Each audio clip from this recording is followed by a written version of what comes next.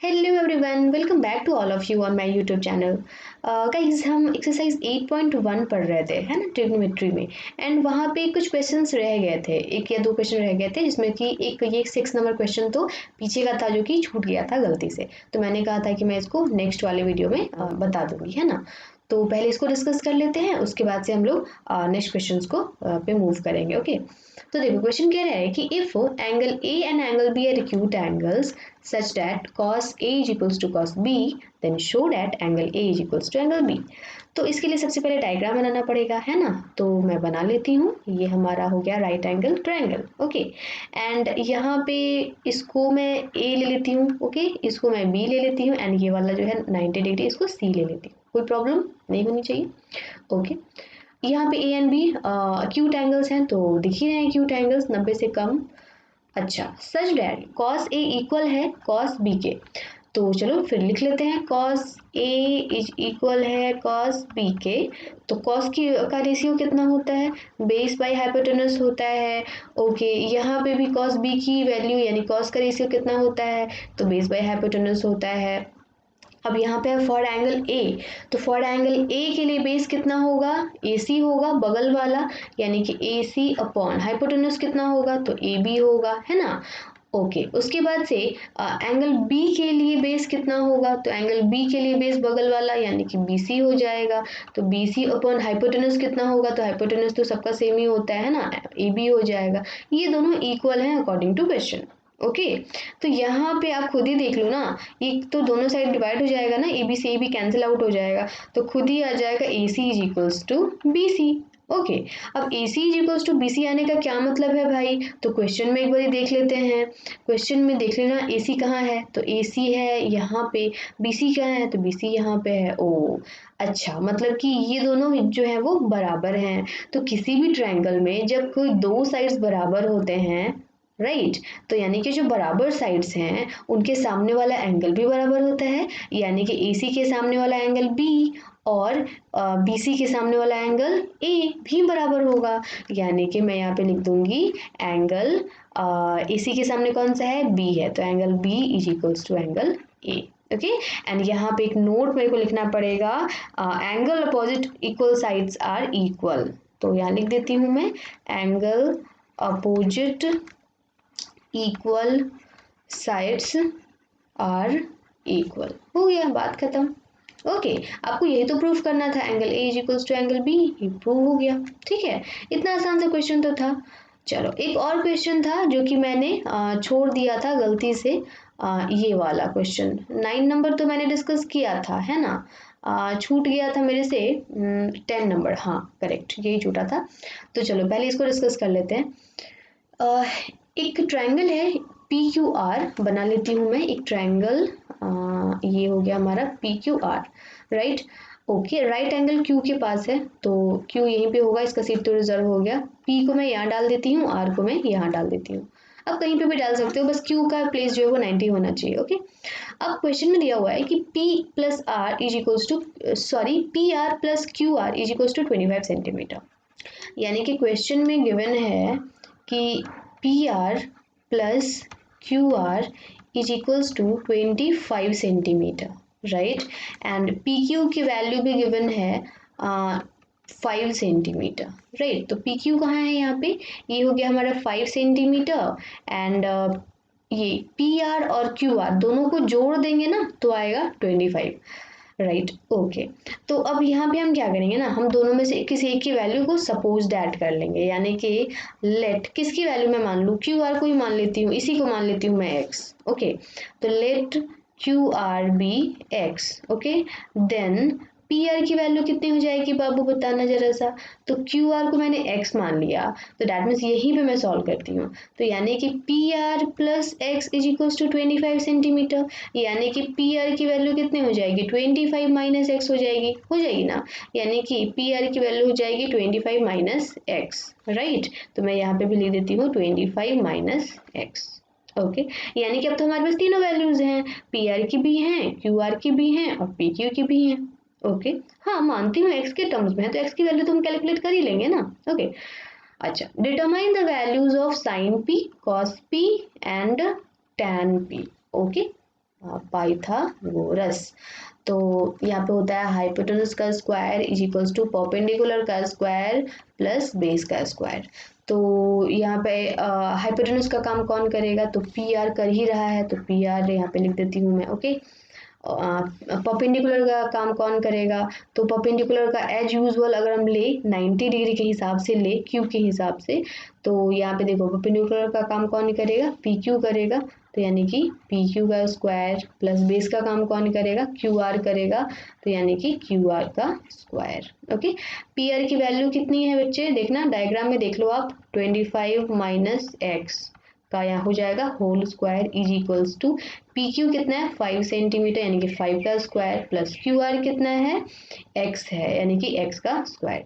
अब देखो ये हो जाएगा a माइनस बी के होल स्क्वायर पे इसको बैठा देती हूँ, तो a square okay plus B square minus 2ab right is equals to 5 5 ज़ा 25 होता है प्लस x का स्क्वायर। ये तो कैंसिल आउट हो जाएगा, दोनों साइड है x का स्क्वायर। ओके, ये हो जाएगा 625 माइनस 25 दूना 50x is equals to 25। Okay, कोई दिक्कत नहीं होनी चाहिए।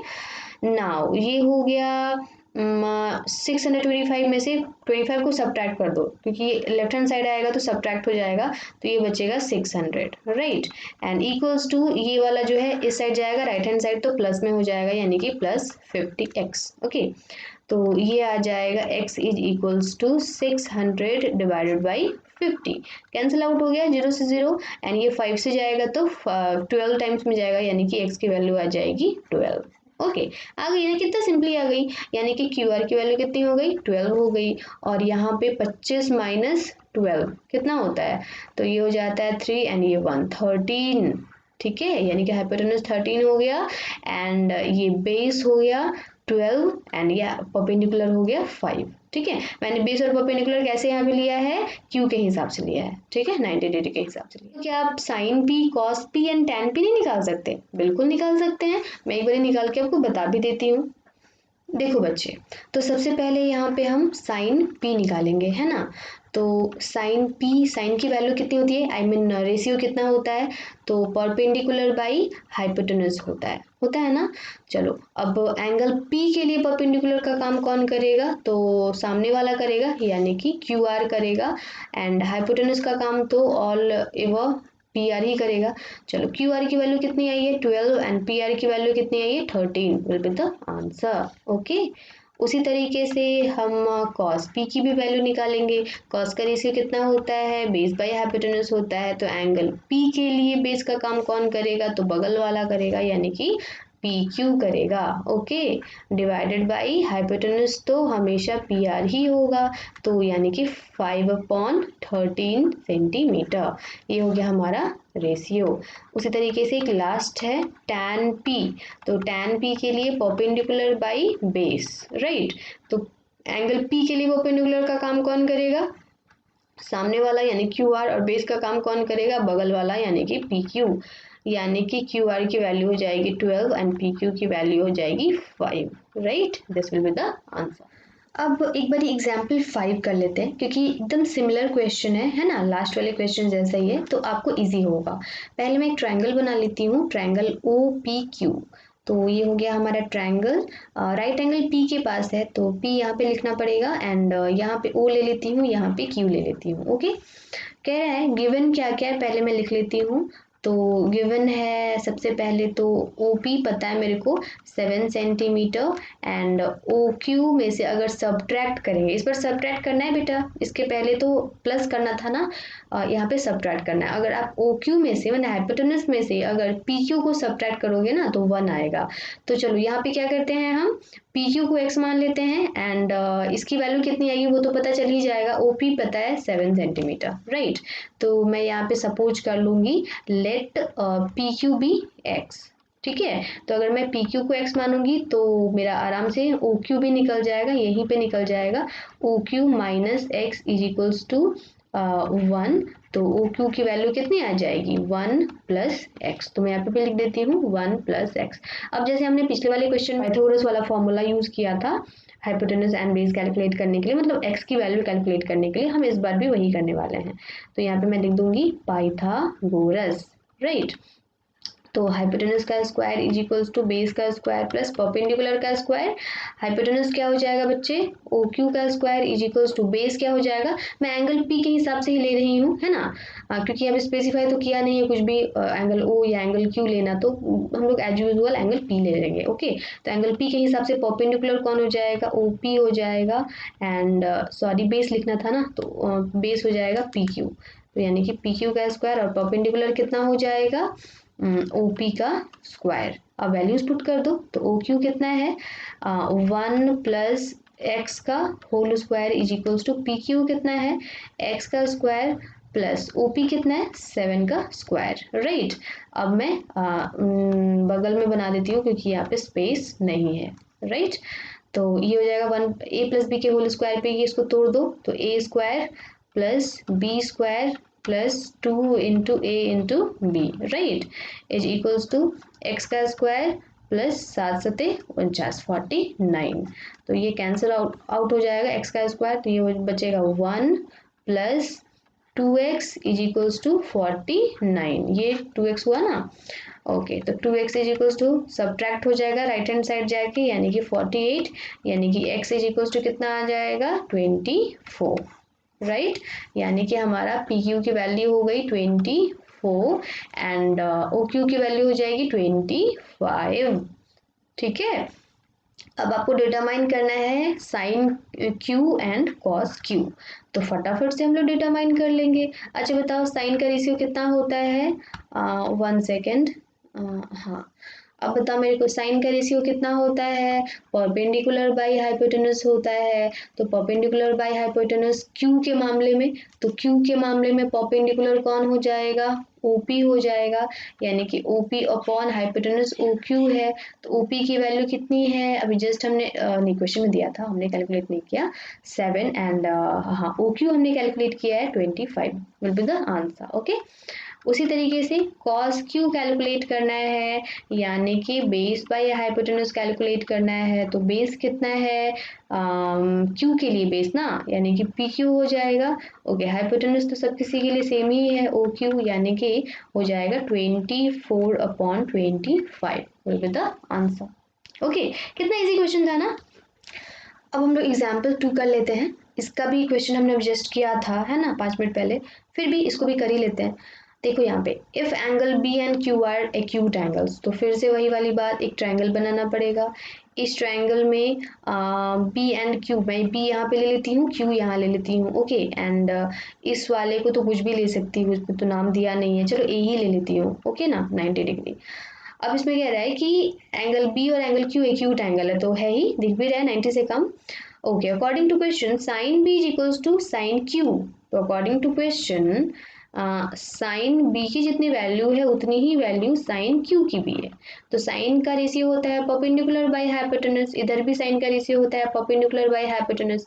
तो एंगल बी के लिए परपेंडिकुलर, तो एंगल बी के लिए परपेंडिकुलर क्या हो जाएगा, ए क्यू हो जाएगा, एंड हाइपोटेनस तो बी क्यू है ही। ओके, ये इक्वल होगा अब यहाँ पे एंगल क्यू के लिए परपेंडिकुलर, तो एंगल क्यू के लिए परपेंडिकुलर का काम कौन करेगा, ए बी करेगा, यानी कि ए बी अपॉन हाइपोटेनस क्या हो जाएगा, बी क्यू हो जाएगा, राइट। ओके, अब क्या करेंगे, कैंसिल आउट हो जाएगा बी क्यू से बी क्यू, यानी कि आपका रिमेनिंग आ जाएगा A Q is equals to A B, right. Okay, यहाँ पे भी सेम चीज देखो, ये वाला ए क्यू एंड ये वाला ए बी दोनों इक्वल है ना, तो इक्वल साइड जो है के सामने जो एंगल्स होते हैं वो भी इक्वल होते हैं, ओके। यानी कि ए क्यू के सामने वाला एंगल बी, यानी कि ए क्यू के सामने वाला एंगल बी इक्वल होगा ए बी के सामने वाला एंगल क्यू के, यानी कि ए बी के सामने एंगल क्यू के, ओके। तो हेंस प्रूव्ड, यहाँ पे लिख देंगे कि angle opposite to equal sides are equal, angle opposite equal sides are equal, हो गया, एकदम लास्ट वाले क्वेश्चन जैसा ही तो है, ओके। नाउ एग्जाम्पल 3 भी फटाफट से सॉल्व कर लेते हैं। Consider triangle A C B right angle at C, एक ट्रायंगल बनाना है और इसका जो राइट एंगल है वो सी के पास रखना है, ओके। एंड तो मैं यहाँ पे ए कर लेती हूँ, यहाँ पे बी कर लेती हूँ, right. In which A B की वैल्यू पता है, तो ए बी कितना है 29 है, एंड बी सी की वैल्यू पता है 21 है, और एंगल ए बी सी को थीटा इसने माना है, एंगल ए बी सी ये वाला जो एंगल है इसने थीटा इसको माना है। तो आपको वैल्यूज डिटरमाइन करनी है। तो सबसे पहले तो हम लोगों को तीनों वैल्यूज चाहिए होती हैं, है ना। यहाँ पे हाइपोटेनस तो पता है, एंगल सी के हिसाब से अगर बात करें तो बेस भी पता है, परपेंडिकुलर पता नहीं है, तो पहले तो पाइथागोरस लगाएंगे, राइट। क्योंकि आप अभी तक तो इतना समझ ही चुके होंगे। चलो, तो हाइपोटेनस का square is equals to perpendicular का स्क्वायर प्लस बेस का स्क्वायर। अब आपको आदत भी हो गई होगी, है ना, पाइथागोरस यूज करने की, तो फटाफट से यूज करना। अच्छा एक बात बताओ, यहाँ पे मैं नेम्स नहीं लिखूंगी साइड्स के, मैं डायरेक्टली वैल्यूज पुट कर देती हूँ। तो यहाँ पे हाइपोटेनस तो 29 का स्क्वायर हो जाएगा, राइट। परपेंडिकुलर एंगल सी के लिए ही ले लेती हूँ, है ना, कुछ दिया नहीं होता तो एंगल सी के लिए ले लेती हूँ। इसके लिए परपेंडिकुलर का काम कौन करेगा, ए सी करेगा, ए सी की वैल्यू पता नहीं है तो मैं AC को AC ही रहने दूंगी, राइट। एंड बेस कौन काम करेगा, तो बेस का वैल्यू है 21 का स्क्वायर, है ना, ये BC बेस का काम करेगा 21 का स्क्वायर। नाउ 29 का स्क्वायर कितना होता है 841, okay, is equals to AC का स्क्वायर प्लस ये हो गया 1, ये हो जाएगा 2 इकाई 2 दूना 4, 2 दूना 4, 441, राइट। मैं इसको इरेज कर देती हूँ, मैंने कैरी लिया था। एंड उसके बाद से ये 841 minus 441 is equals to AC का स्क्वायर, तो इसको सब्ट्रैक्ट कर देते हैं, 0 आएगा एंड ये 4 आएगा। डैट मीन्स हमारी AC की वैल्यू कितनी आने वाली है, रूट अंडर कर दो इसको, तो यानी कि 20 आने वाली है, ठीक है। ये सारी की सारी चीज़ें तो मैं स्टार्टिंग से आपको बताती आ रही हूँ, है ना, तो मैं यहाँ पे फिर से नहीं बताऊंगी, आपका टाइम ज़्यादा वेस्ट हो जाएगा। नाउ अब इसी की वैल्यू तो पता चल गई 20, तो अब हम निकाल लेते हैं। पहला नंबर क्वेश्चन है कॉस का स्क्वायर, तो कॉस का स्क्वायर, कॉस का रेशियो कितना होता है, बेस अपॉन हाइपोटेनस होता है, यानी कि बेस अपॉन हाइपोटेनस का स्क्वायर प्लस साइन का रेशियो कितना होता है, परपेंडिकुलर बाय हाइपोटेनस का स्क्वायर, राइट। तो बेस जो है थीटा के लिए, ठीक है ना, थीटा के लिए, तो थीटा के लिए बेस का काम कौन करेगा, 20, मैं डायरेक्टली वैल्यू पुट कर दूँ क्या, तो यहाँ पे 21 हो जाएगा, एंड हाइपोटेनस कितना हो जाएगा 29 हो जाएगा का स्क्वायर, प्लस परपेंडिकुलर कितना हो जाएगा, थीटा के लिए ही कैलकुलेट करना है ना, तो ये हो जाएगा 20, देखो ना थीटा के लिए परपेंडिकुलर कौन हो जाएगा, इसी हो जाएगा, इसी की वैल्यू 20 है, एंड हाइपोटेनस हो जाएगा 29 का स्क्वायर, राइट। अब इसको सॉल्व कर लेते हैं। तो ये 21 का स्क्वायर अभी जस्ट हमने कैलकुलेट किया था 441, 29 का स्क्वायर जस्ट हमने कैलकुलेट किया था 841, प्लस 20 का स्क्वायर होता है 400, एंड 29 का स्क्वायर 841 तो होता ही है। LCM तो यही रह जाएगा 841, एंड ये इसको ऐड करेंगे तो 1 4 एंड ये 8, यानी कि ये आएगा वैल्यू 1, राइट। ओके, अब हम लोग क्वेश्चन नंबर 2 सॉल्व करेंगे, ठीक है। तो देखो क्वेश्चन नंबर 2 में कह रहा है cos theta, cos square theta minus sine square theta, minus करना है इस बार, ओके। तो यानी कि मैं डायरेक्टली लिख दूँ क्या, आप खुद से अच्छे से सॉल्व कर लेना, मैं यहाँ पे थोड़ा सा शॉर्टकट ले लेती हूँ। तो देखो कॉस थीटा, तो यानी कॉस थीटा का वैल्यू यही हो जाएगा, एंड साइन थीटा का वैल्यू यही हो जाएगा, स्क्वायर करके, ओके, कॉस स्क्वायर, तो यानी कि 441 डिवाइडेड बाई 841 माइनस, क्या फ़र्क है दोनों में, क्या फ़र्क है, यहाँ पे प्लस है यहाँ पे माइनस है, मैं वही काम तो कर रही हूँ, यहाँ पे देखो प्लस था तो मैंने यहाँ पे माइनस लगा दिया, ओके। ये हो जाएगा 400 डिवाइडेड बाई 841, माइनस कर लूँगी, यानी कितना आंसर आएगा 41 डिवाइडेड बाई 841 हो जाएगा, that will the answer. Okay, मैंने थोड़ा सा दिमाग लगा लिया बच्चे, मैंने इस पूरे काम को करने से मैं बच गई, मैंने डायरेक्टली यहीं से काम चला लिया, ओके। अब हम लोग एग्जाम्पल नंबर 4 भी सॉल्व कर ही लेते हैं। In a right angle triangle ABC, okay, right angle at B, ये एंगल जो है ये B है राइट एंगल, तो ये हो जाएगा A एंड ये हो जाएगा C, ठीक है। If tan A is equals to 1, okay, given है, गिवन क्या है बच्चे, tan A की वैल्यू गिवन है, तो tan A is equals to 1 है। tan की वैल्यू होती कितनी है, एक्चुअली रेशियो वैल्यू नहीं, परपेंडिकुलर बाई बेस होती है, ओके।